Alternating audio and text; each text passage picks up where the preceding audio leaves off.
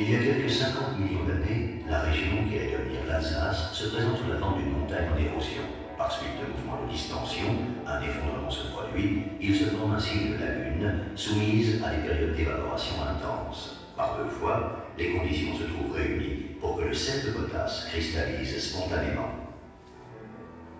Le gisement fut découvert grâce à deux industriels, Joseph Vogt et Jean-Baptiste Griset, et à la ténacité d'une femme, Amélie Zürcher.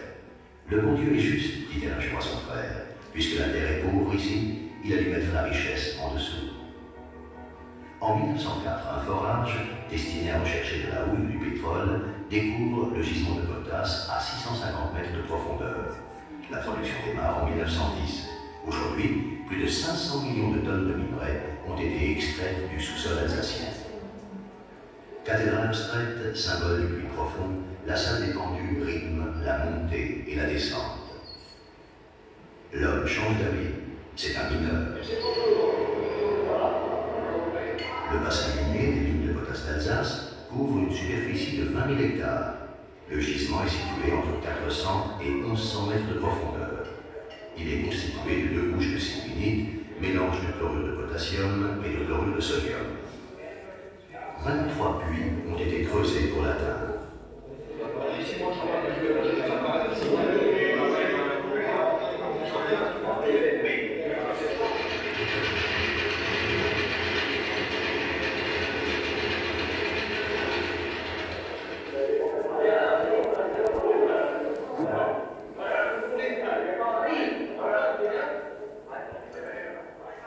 Pour se rendre au chantier d'extraction, les mineurs empruntent un immense réseau de galeries qui sillonne le sous-sol.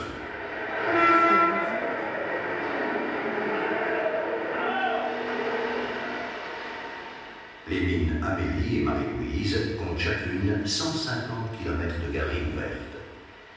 À 800 mètres de profondeur, la température de la roche est de 47 degrés. Pour abaisser cette température, un puissant réseau d'aérage fait circuler de très importantes quantités d'air. Les canalisations d'eau et le réseau électrique de plusieurs milliers de volts alimentent les chantiers à des kilomètres du puits de descente.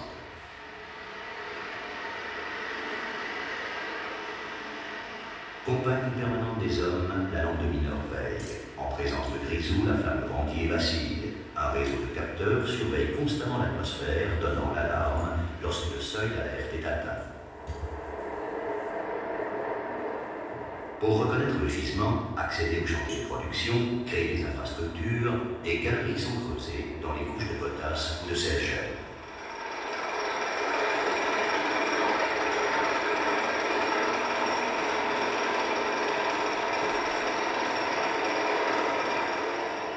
Pour le creusement des galeries, on utilise des machines spéciales appelées mineurs continus, dont les outils de coupe permettent d'abattre les bancs de minerais. Les conducteurs des machines suivent les bancs de minerais et sont guidés par rayons laser. Dans un chantier de traçage, deux galeries sont menées en parallèle. Elles sont séparées par un pilier de 3 mètres de large.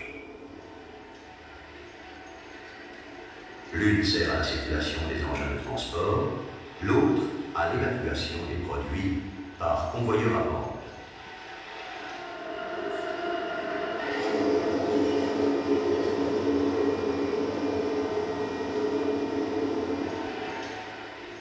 Une telle machine avance de 400 à 600 mètres par mois.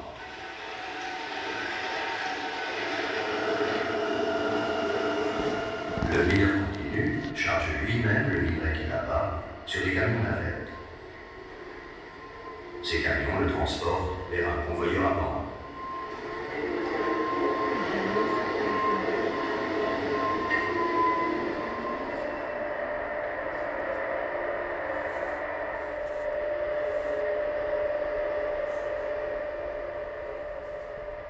Le minerai va cheminer ainsi et être évacué en surface.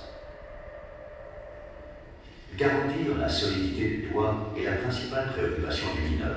Il doit être respectueux des terrains, les connaître et adapter la largeur des galeries aux valeurs que lui permet le gisement.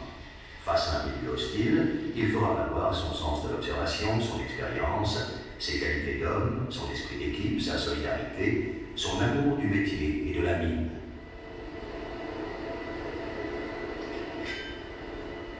Dans les couches de potasse, les galeries ont 4 mètres de large.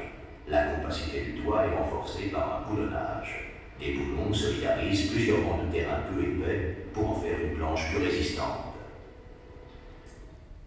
L'exploitation du gisement a lieu dans des chantiers appelés tailles. Une machine, la haveuse intégrale, fraise le minerai sur toute la hauteur de la couche grâce à 2 tambours munis de pics en acier comportant une tête en carbure de tungstène. La haveuse parcourt un couloir long d'environ 250 mètres, situé entre 2 galeries de service, enlevant une tranche de minerai de 1,10 m de large.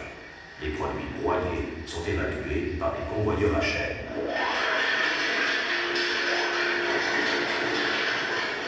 La haveuse se hale sur une chaîne tendue d'un bout à l'autre de la taille. Sa puissance est de l'ordre de 800 kWh, contrôlée par des automates programmables. La progression est de 90 mètres à l'heure et le débit de 600 tonnes de minerai à battu.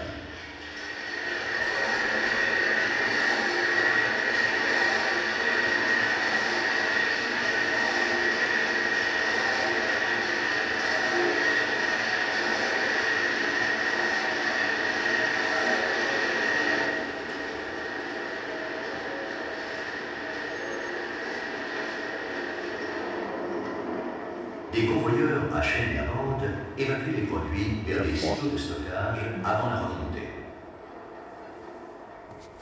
Ce réseau de dessert est contrôlé par microprocesseur à partir d'un poste de commande situé en surface.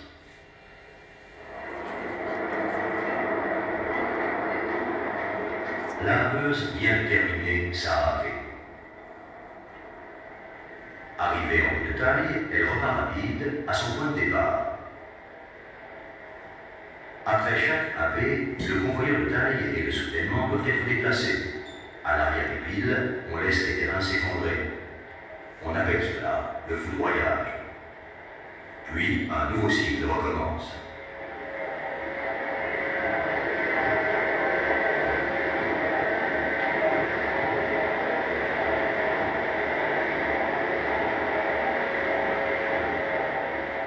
La machine remonte en se halant sur sa chaîne.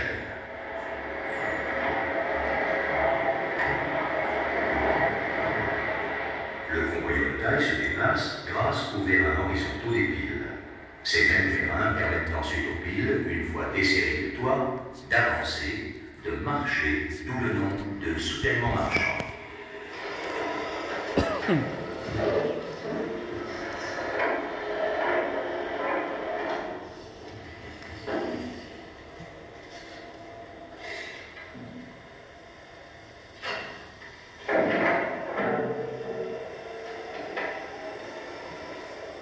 Des vérins verticaux appelés étançons soutiennent le toit.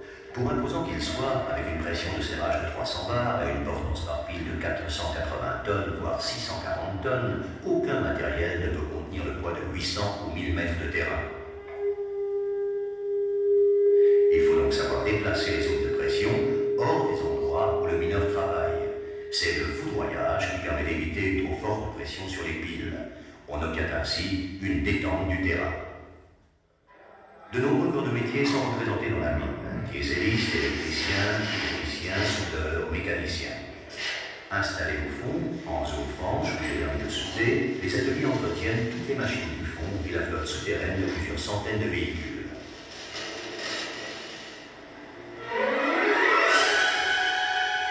Quittons le fond et suivons le minerai.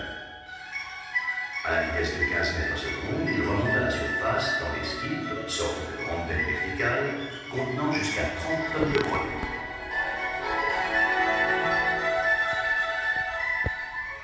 La séminite extraite doit maintenant subir les traitements qui permettront de séparer ces divers constituants chlorure de potassium, chlorure de sodium et insoluble par le procédé thermique ou, comme ici, par flottation. Le minerai est broyé à froid, tamisé en présence d'eau mère, solution saturée en chlorure de potassium et chlorure de sodium. Les grains obtenus sont des cristaux pratiquement purs de l'un ou de l'autre des deux chlorures.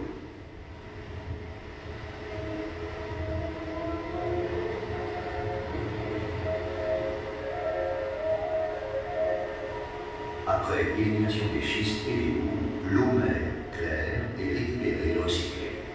En introduisant un réactif spécial et en insufflant de l'air, les bulles se forment, enrobent les cristaux de chlorure de potassium, les faisant flotter à la surface, alors que les autres constituants tombent au fond des bacs.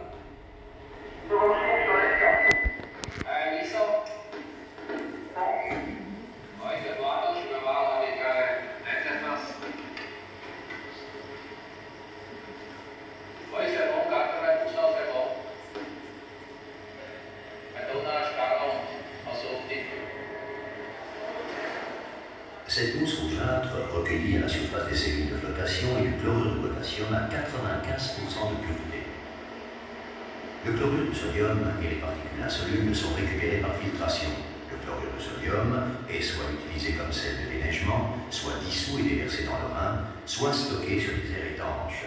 Les particules insolubles, lavées de leur sel, constituent les terrils.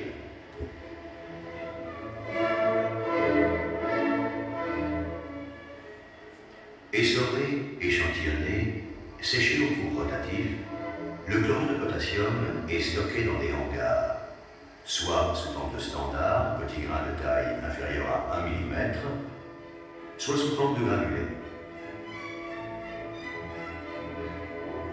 Les mines de potasse d'Alsace produisent également du brome, du carbonate et bicarbonate de potassium, ainsi que du chlorure de sodium pour l'industrie et le déneigement.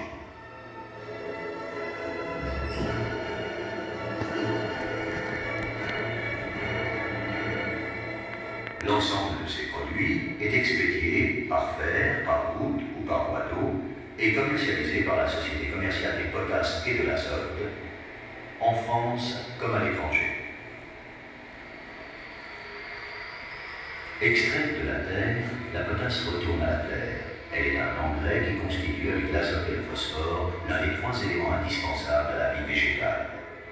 Avec près de 2 millions de tonnes de produits commercialisés par an, les mines de potasse d'Alsace sont au 5e rang des producteurs mondiaux, extrayant la richesse du sous-sol pour permettre la richesse du sol, lien entre l'industrie et l'agriculture. Les mines de potasse d'Alsace ont apporté la prospérité à notre région et au pays. Elles ont marqué profondément l'économie, la vie culturelle et la vie associative régionale pendant tout le XXe siècle. C'est fini.